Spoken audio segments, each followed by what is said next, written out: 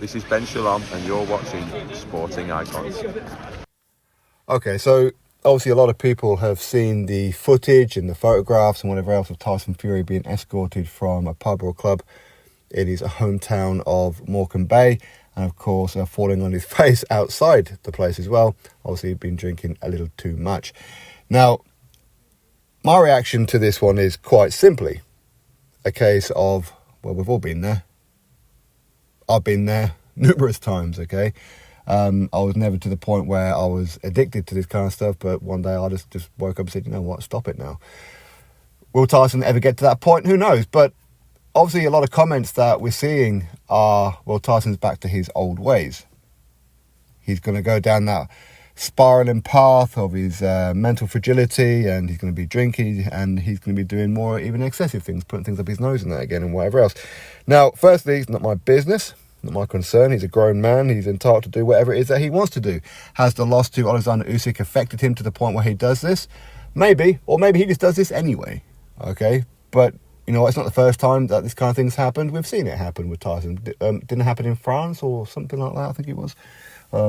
But if this is a case of this is his reaction to his loss to Oleksandr Usyk, again, you know what, if this is his coping mechanism, then that's his coping mechanism. All right? But at the end of the day, you know, he told everybody he was the greatest thing since sliced bread, the greatest fighter of all time, and a lot of people were propping him up on that. Delusionally, I don't know why people were doing that. I mean, I think people who were saying this really don't know boxing. They never did. But when the reality hits that there's actually somebody out there better than you, i.e. a Oleksandr Usyk, who battered Tyson Fury from pillar to post, made him look very, very average, didn't he? He made him look very ordinary. As I said, that Usyk has the capabilities of doing so.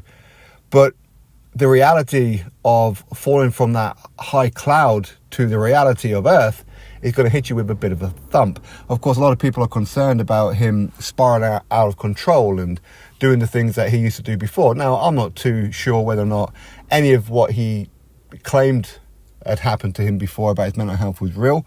I have absolutely no idea. Okay, but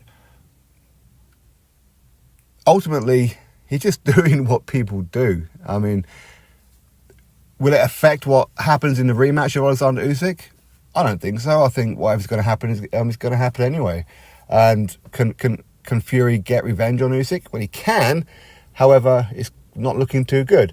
But him going out boozing and whatever else, listen, the fight's not until, was it 21st of December? So he's got plenty of time before he has to get into camp. He's got plenty of time. Now, hopefully for him to give himself any kind of fighting chance in that fight, he has to make sure that the camp that he has isn't a fat camp. Okay, it's a boxing camp. It's a camp to get revenge on Oleksandr Usyk. But if it turns out to be a fat camp, then he's not giving himself the best chance in the world, is he?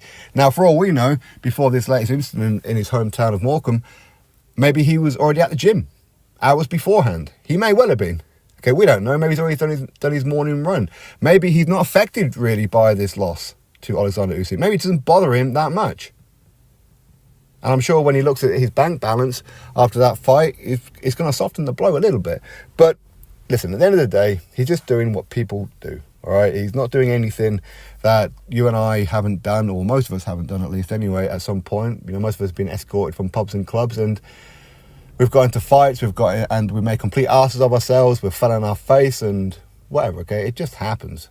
You know, it's not that big a deal. I think people are reading a little too much into it as of right now. Now, if this becomes a regular habit, okay, maybe. If he starts coming out with more mental health issues and whatever else, as I said, who knows if any of it's true. I have my doubts about it, but again, I know some people who are very close to him and who say that it is actually legitimate.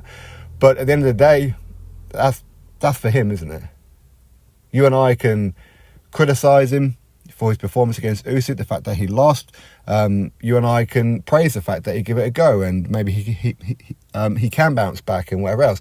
Ultimately, the people who are really affected by this will be his close ones, his wife and his children. They're the ones who have to pick up the pieces.